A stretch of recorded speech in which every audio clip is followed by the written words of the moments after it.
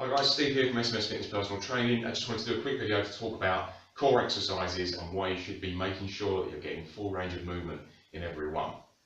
Now, what I see quite a lot of is people doing core exercises, not necessarily wrongly, but certainly inefficiently. And what we want to do is make sure that we're getting as much range of movement as we can in every move, so that we're working our muscles across a full range of movement. Okay, at the end of the day, if I was doing the bicep curl and only coming halfway up, the benefits are not going to be as great as if I came all the way up and really compress that muscle and make that muscle contract the most I can.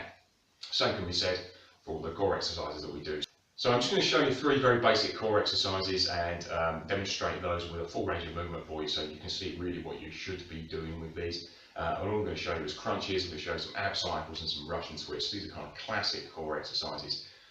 Bear in mind, guys, only really want to be doing these if you want to condition your core. If you're looking to lose weight and trying to lose weight, especially around the middle, don't do loads of crunches and stuff like that. It's a waste of time. You want to be focusing more on your full body movements, your burpees, your clean and press. You want to do some nice weighted exercises like deadlifts in order to facilitate a better utilization of muscles across the body. Okay, we want to activate as many muscle fibers as possible and burn as many calories as possible by doing so. Okay, your muscles ultimately are one of the main contributors to your metabolism, and the more muscles you work, the more you're going to activate that metabolism, keep that metabolism running high and burning calories all the way through that day. So that's a discussion for another time really, but there it is in a nutshell. Let me show you a couple of core exercises then, guys, and explain how to get full range of movement out of these. Okay guys, so starting with the absolute classic, the crunch. The way to do a crunch, ultimately get those knees up, get your feet off the floor. Okay, we're making sure while we're doing this, and the reason that we bring our feet up off the floor is that we're keeping our lower back as neutral as possible without it arching too much. Okay, as soon as you start arching your lower back, that's when you start to get problems and pain and so on and so forth in your lower back. So when we're doing our crunches, okay, I'm here, knees up, nice right angle here. And what people tend to do, and I see an awful lot of, is this. Okay, so I'm just bringing my elbows to my hips. Ultimately, I'm not really engaging my abs an awful lot here.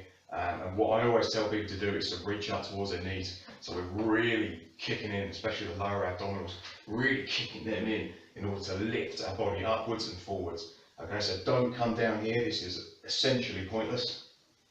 You'll be able to do loads of them. Make sure you push up and away from the floor. Okay, so all that's touching the ground now is my lower back, right up to my knees with my elbows. Okay, same can be said for crossover crunches. Get the elbow right up to that knee every single time. Make sure that you're getting that lift. Okay, at first you might not be able to do that, but always work towards it. Okay, that's what your goal is. Get those elbows up to your knees every time. Okay, I'm not going to go back to the floor every time with my shoulders, because again, that's arching my lower back straight away. I'm creating this big arch here, so I want to keep my back, shoulders off the ground, elbows come up. Breathe out every time.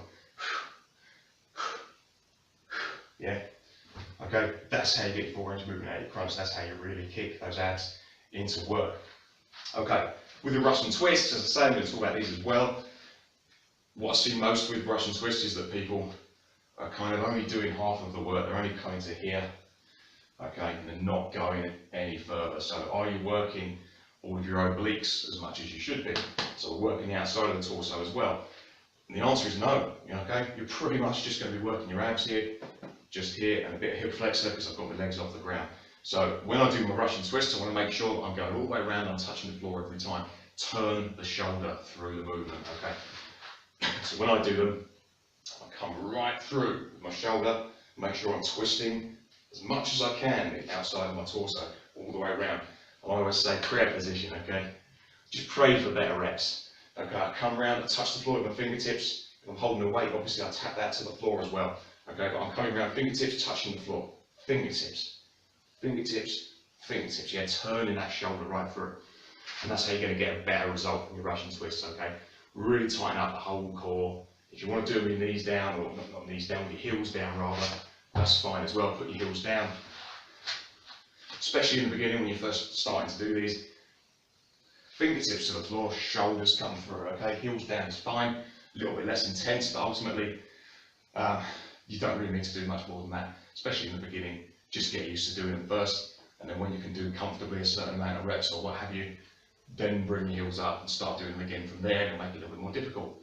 Okay, last one, ab cycles. So again, with the ab cycle, what I tend to see, and what I even used to teach for quite a long time, this is what I used to teach people to come here and just bring your elbows in, and my elbows are narrow the whole time.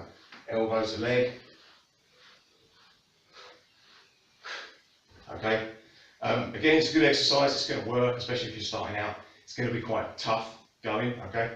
Certainly more difficult than a crunch or a Russian twist, in my opinion. But what you really want to do again is make sure you get a nice full range of movement.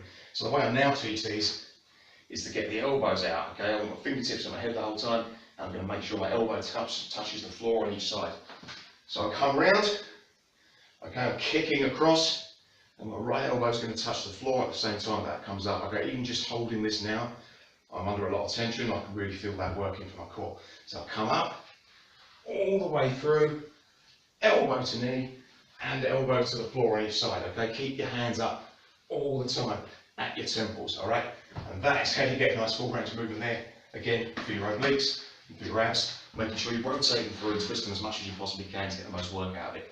Okay guys, that's just 3 basic exercises there. But every core exercise you do, I want you to think about what kind of range of movement you've got. Can you do a little bit more? Can you move a little bit further around in order to make that core exercise even more beneficial for you?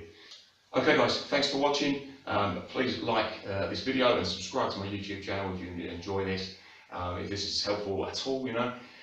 Give me a shout as well if you've got any other questions, and please do post below just to let me know what other videos you'd like to see and talk about, and give you any advice that you need. Just give me a shout, I'm quite happy to help you out. Okay, thanks a lot, and take care.